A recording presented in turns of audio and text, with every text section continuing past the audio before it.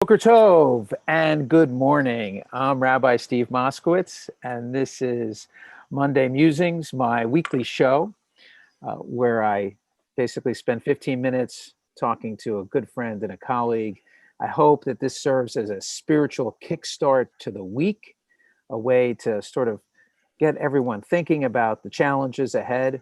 I am joined today by my good friend, Rabbi Sam Gordon, who is the founding rabbi of Sukkat Shalom, a synagogue in Wilmette, Illinois, which is a Chicago suburb for New Yorkers. He is also a trustee of the Chicago Theological Seminary, one of the founders of Rabbis for Obama in 2008, when President Obama was first running for office. He was appointed a member of the U.S. Holocaust Memorial Council in 2013, and he continues to serve on the Holocaust Memorial Council. And I invited Sam on my show, as I like to call it, because he's both a friend and an advisor. And in particular, I've always been impressed by his interfaith work and his political activism in the Chicago area. He's been a friend of Reverend Jesse Jackson for many, many years. And so it's just my pleasure to welcome you, Sam, and to introduce you to my congregation, Congregation Lador Vador. And so, Sam, why don't we start with, how did you become friends with Reverend Jesse Jackson? Well, I think in some ways, Chicago's a unique place. Chicago's a unique city. It is a new city. And there are coalitions that have been built in this city that probably don't exist elsewhere. And when you become politically active, you are working with a lot of different people, and particularly on the issues of equality and justice and issues of education and poverty. Jesse Jackson has been a leader and has brought people together. It so happens that I first really got to know him because we were stuck in Little Rock Airport, which is a small little airport. Which is not Chicago. Not Chicago. Trying to get to Chicago at the opening of the Bill Clinton Library. So we happened to both be there, and it was terrible rainstorms that day. When was that approximately? Oh, when was that? It must have been around 2005, 2006. It was George W. Bush was president. All the presidents were there, and all the presidential families were all there. But it was an enormous rainstorm. I every time I see David Saperstein and his son, who were also there, I say, "Are you dry yet?" I mean, it was we were just so. Anyway, so we were stuck in this airport, and we spent a long time talking. There were other times when, particularly when Jesse Jackson had Jewish friends who had passed away on two occasions. He had two close friends of his who had died, and they asked him to kind of handle the funeral. And of course, they were Jewish, and so he called me up and said, would I do the funeral? And then there were other times when he was trying to build coalitions or get someone to speak, and he would invite me to speak either on occasions that might mark the life of Dr. King, or other times when he would just call on me to either speak to Operation Push, at his services, and other times. And then, Sam, I'm sorry to interrupt. Can you, maybe you could, what do you think of what are the values that pulled you together? And where do you think there's things that that you've had to overcome that might pull you apart, you and the Reverend Jackson? Well, I think social activism in the city of Chicago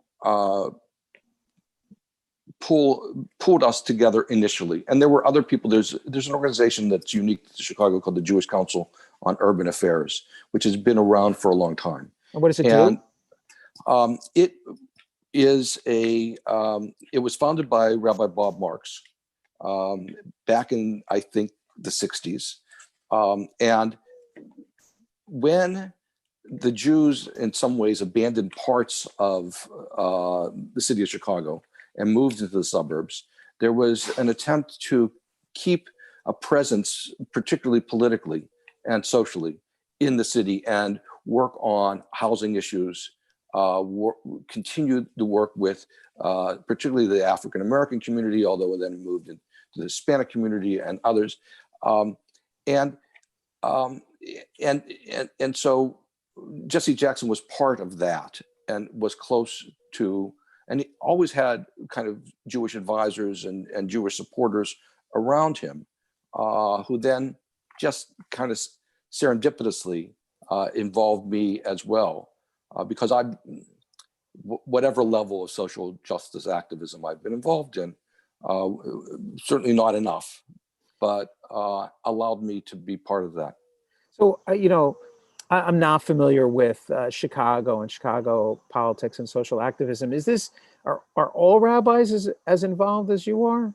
No, but there are some that are more involved than I am. But this is something that pretty much across the board people are support? I think so, certainly among a significant group of us. And we have ongoing, there's Black Jewish clergy meetings about, and at a theological level, about once every 2 or 3 months, we get together. And then there are also Jewish Lutheran groups and Presbyterian groups early on when there was more concern about BDS, the Jewish organization with Jewish rabbis and ministers of Methodists and Presbyterians would meet together, and including now, there's a group of rabbis and evangelicals that have ongoing meeting. Some of that comes through the Chicago Jewish Federation, and some of it comes through American Jewish Congress, AJC, American Jewish Committee, I'm sorry, right. AJC. And so this is probably more detailed than you want to go into. No, but I'm very curious. There has to have been times that there was tension and disagreement, and yet this coalition has stayed together for, since the 60s, you said, that. Right. So how has it overcome some of the differences and tensions and places where your values might diverge? Well, there's no question that there are tensions at times, and that particularly with the Black Jewish community, there's an asymmetry that exists, and some of when Dr. King came here 50 years ago to Chicago, a lot of it was about what was going on in terms of the real estate board here, and the abandonment of what was the Jewish community by the Jews who then left, and the redlining that took place, and then the asymmetry of at the time of the only Jewish presence that was in the Black community was often seen as exploiting the Black community, and the neighbors had left. Now, it's interesting that in Hyde Park, where Jesse Jackson lives and where the University of Chicago is, that hasn't happened. But those are in some ways, the old German Jews who lived in Hyde Park, who remained in Hyde Park, although the main Reform congregation, Chicago Sinai, moved north and out of Hyde Park. Interestingly, Sam Karf, who just passed away on Saturday, was the rabbi of Sinai, and decided that he could not fight the demographics and went to Houston instead. But eventually Sinai had to move. So the Jewish community, KAM Isaiah, where Arnold Jacob Wolf was the rabbi, and of course, to understand the social activism of Chicago, you have to go back to Arnold Jacob Wolf and his role leading as a leading voice in the city.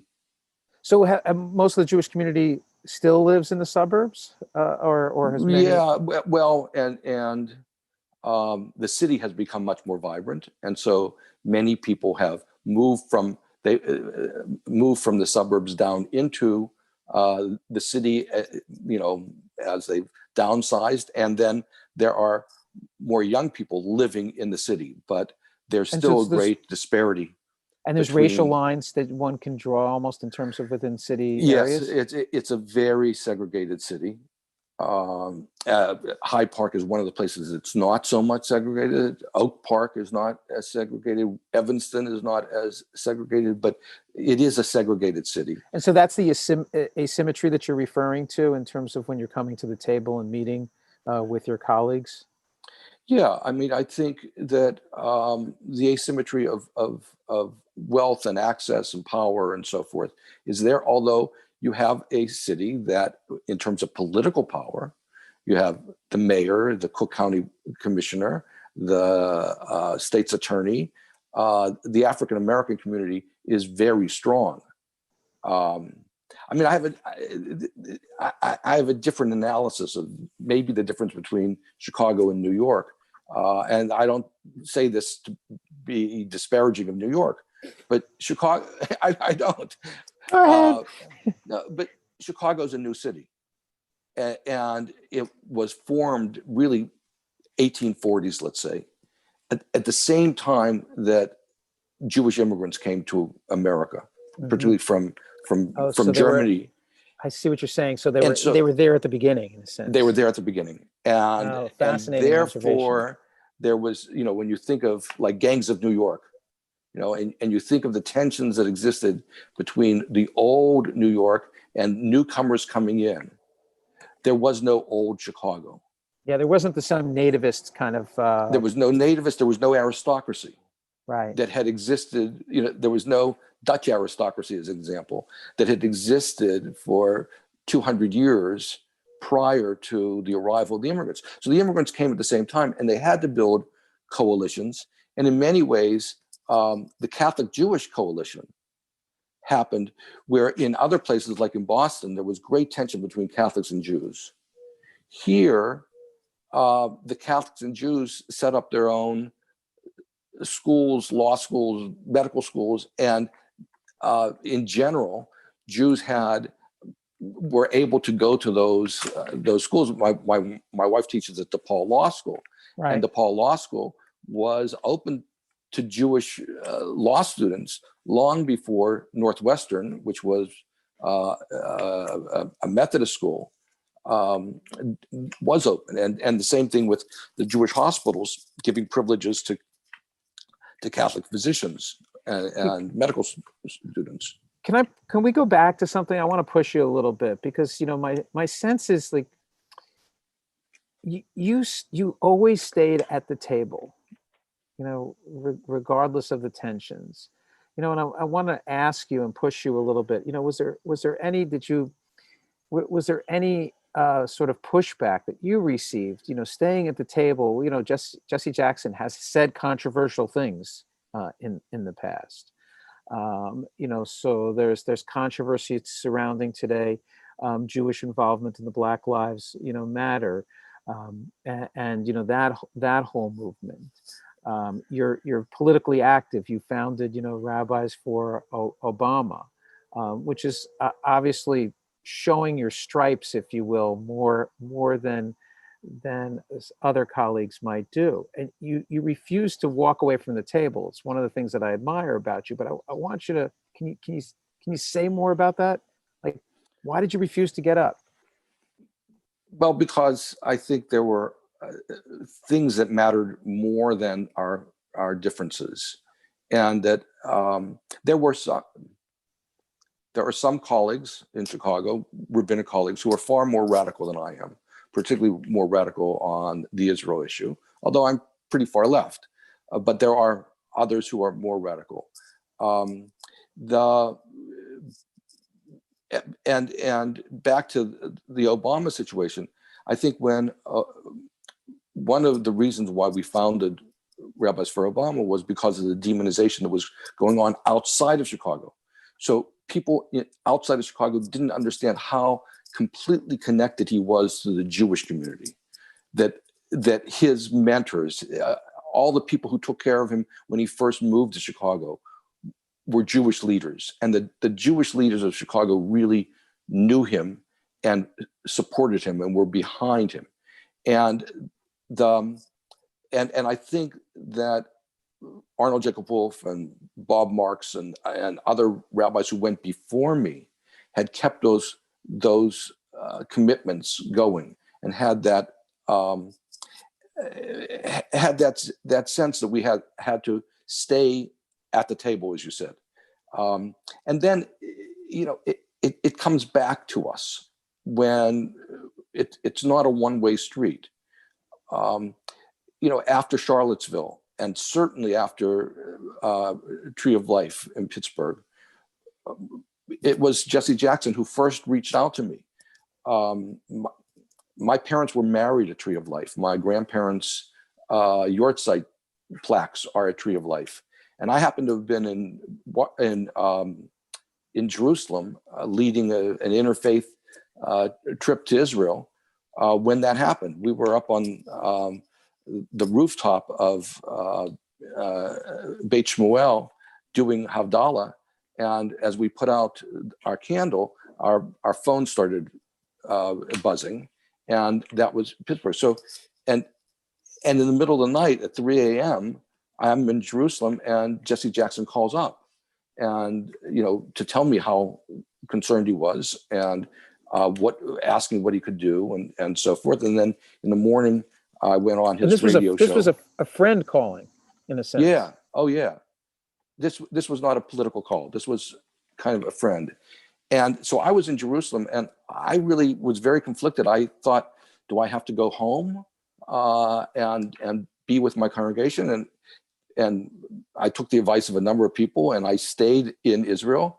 And my associate at that time, my assistant rabbi, created an interfaith service on Monday evening, and Jesse Jackson just showed up, without any. I mean, he just showed up, no entourage. If you know Chicago, went from Hyde Park to Wilmette, and then he spoke, and he spoke about the history of Jews and blacks, starting pre-Civil War, and then the creation of the NAACP. And he has the memory of Allard Lowenstein and Abraham Joshua Heschel. And it was interesting. His daughter said to me at one point that when they were growing up, when they were teenagers, Jesse Jackson insisted that all of his kids read Heschel's The Prophets.